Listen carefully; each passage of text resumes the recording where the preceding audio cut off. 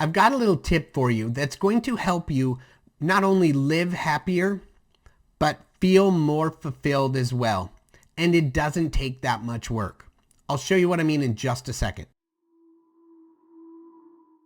All right, before we get started, I do have a tip at the end of this video that I will give you that will make all of what I'm about to tell you even easier. All right, so here's what we do when we want to figure something out about our lives. When we want to figure out how to be something, we need to decide what it is that we want. Okay, if you've already started journaling, outstanding. Look through there and see goals that you've written for yourself.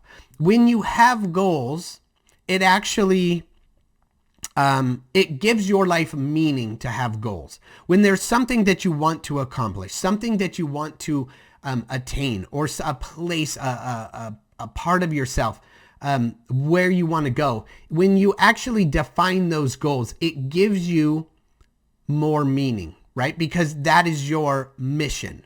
Okay, so it increases happiness to know when you've arrived at what you've set out to accomplish for yourself. It actually makes you feel better about yourself. It increases your self-esteem, and it gives structure to your decision making. So when you're wanting to decide something pops up in your life. Should you go on a vacation? Should you go over to somebody's house for some gathering, something? And you think to yourself, ooh, you know what? I'm not sure if I really want to go to that, or if I don't want to go to that. I'm trying to think of it.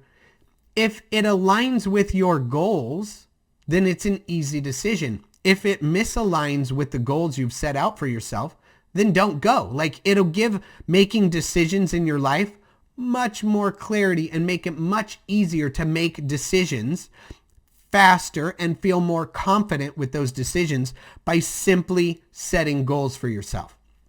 All right, so when you're wanting to accomplish goals, and of course, I've got a whole segment on my website. If you're interested, it's aaronjarrels.com. Go check it out for goal setting. And I actually, in fact, if you don't want to do that, I'll pop a link in the description below and put a link to my goal setting guide that goes a little bit more in depth into what we're doing here. But if you're going to set a goal, set it and make it a SMART goal. So you probably heard of SMART goals before.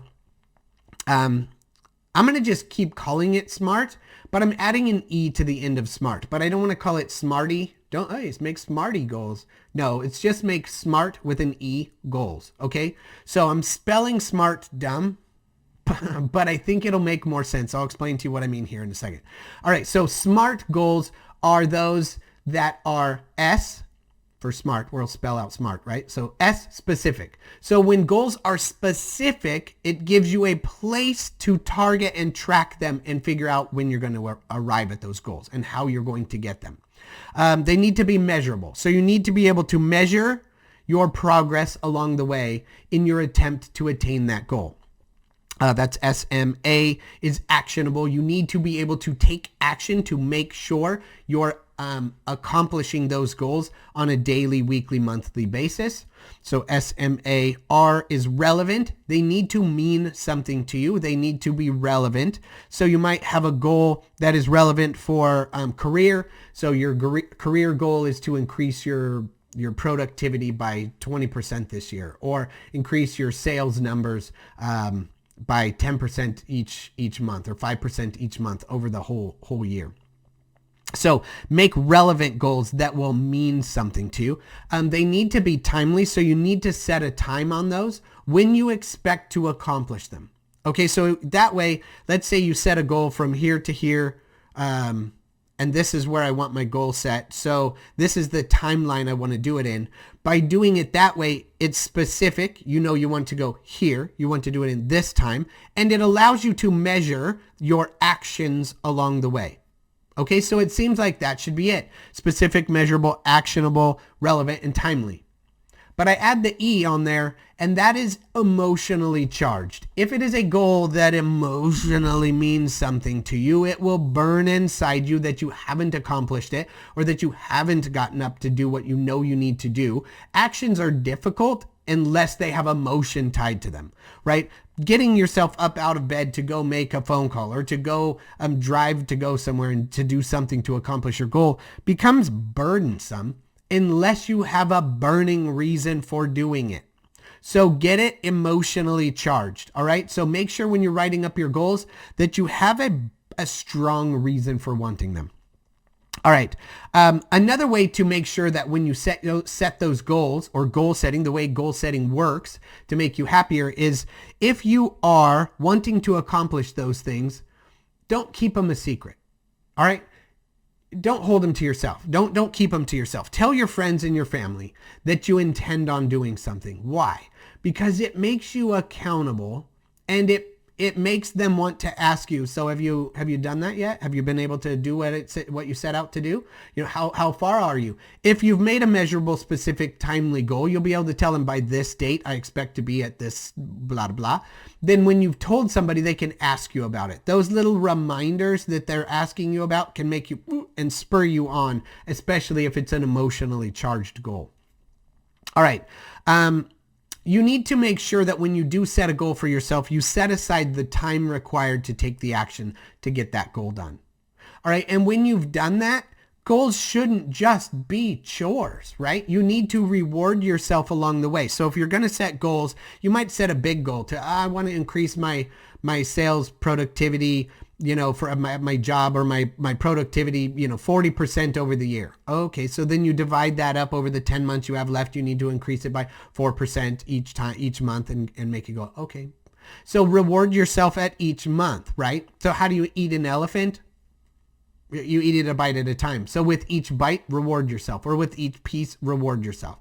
So if you know you need to go 4% per month, all right, so it's 1% per week. So if you reach that goal of reaching that 1% each week, reward yourself and make it fun, right? It doesn't have to be anything crazy. It could be something tiny, a small little reward, but make it worth your while. Like, I love gummy worms. So I'll just go ahead and say it. I love gummy worms.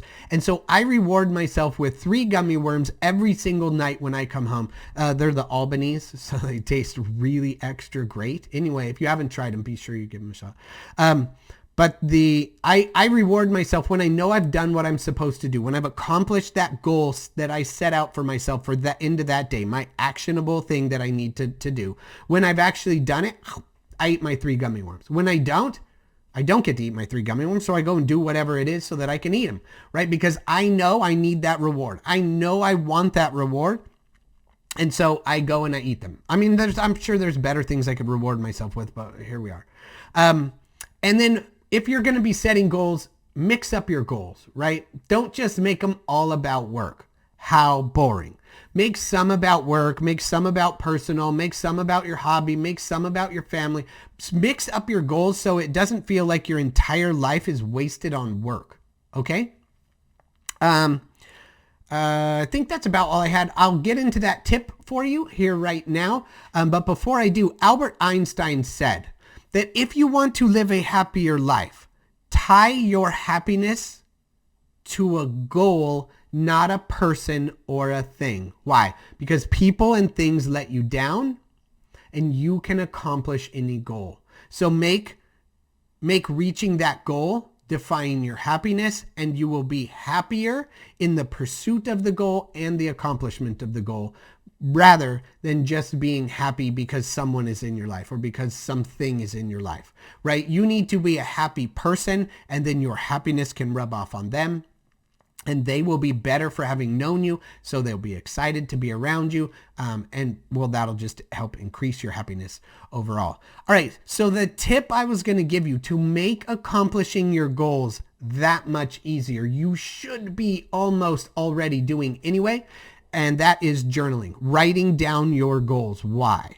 Because there was a study done that says that people who write down their goals are 33% more successful than those who just think about their goals. 33% more successful, 1 in 3. So realistically, people who write down their goals are far more likely to accomplish those goals than are people who just think about their goals but don't write them down. So write down your goals if you actually truly want them. All right, that's all I've got for you today. If you liked this video, please be sure to subscribe to this channel so you don't miss out on any other reminders that will help you live a happier, healthier life. And if you disagree with anything I've said, please throw that in the comments. If you've agreed with anything I said, please also comment on that. I do read and respond to comments. Looking forward to talking to you soon. And with that, I'll see you later. Bye.